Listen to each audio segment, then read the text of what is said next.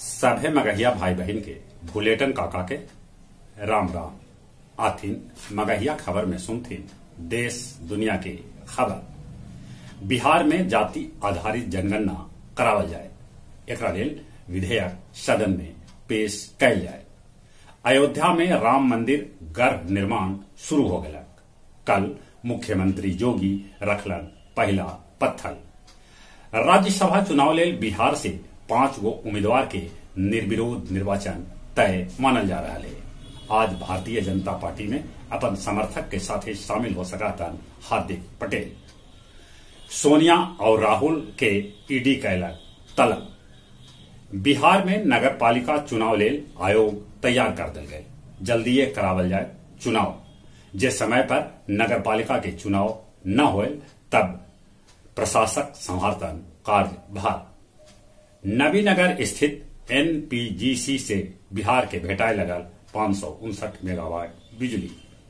बिहार में गेहूं खरीद लेल सब छोट बड़ व्यापारी। बिहार सरकार के गोदाम रह गए खाली।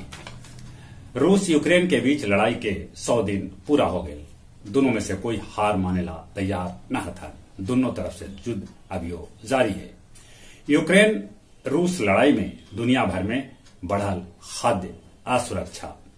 ऑस्ट्रेलिया के नया सरकार में पहल बेर मुस्लिम महिला के मंत्री बनावल गए। मेक्सिको में तूफान अगाथा के चलते 10 आदमी के है मौत के खबर। अमेरिका के ओखला ह्यूमा में हॉस्पिटल कैंपस में फिर से एगो सिरफिरा चलौलक गोली, जरा में 4 आदमी के मौत हो गए। सिरफिरा के भी मार गिरावल गए। चीन में 6.1 तीव्रता के भूकंप आयल, जरा में 4 आदमी के मरे के है सूचना। सत्येंद्र प्रजापति के बनावल गए गया जगजीवन कॉलेज के प्राचार्य। गया जंक्शन पर 17.7 लाख रुपया के साथ 2 युवक के पुलिस कैलक गिरफ्तार। स्टेट हाईवे 69 पर लोंदा गांव भीर एगो बाइक पेड़ से टकरा गए, जरा में देवचंद डीह के ट्यूशन पढ़े वाला 2 गो लेकन के हो गए दर्दनाक मौत। बुडको गया जी के सड़क और गली के सूरत एकदम से बिगाड़ के रख दिलक। अब कुछ खेल के समाचार। एशियाई कप के चैंपियन बनल दक्षिण कोरिया। वो फाइनल में मलेशिया के 2-1 से हरौलक। एशिया कप में भारत जीतल कांस्य पदक। वो अंतिम मुकाबला में जापान के 1-0 से हरौलक। फ्रेंच ओपन के क्वार्टर फाइनल में विश्व के नंबर 1 खिलाड़ी जोकोविच के हरा के राफेल नडाल सेमीफाइनल में जगह बना लेला। सीरी चैंपियन एसी मिलान के 100 अरब रुपया में खरीदा रेड वर्ड।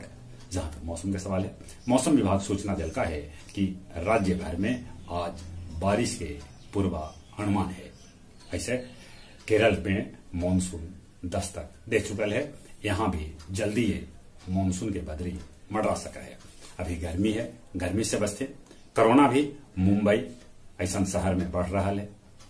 कोरोना से बचे ले मुंह नाक पर मास्क जरूरी लगा थे। चलित अपने सभी के एक बेर फिर से भूलेटन काका के राम राम।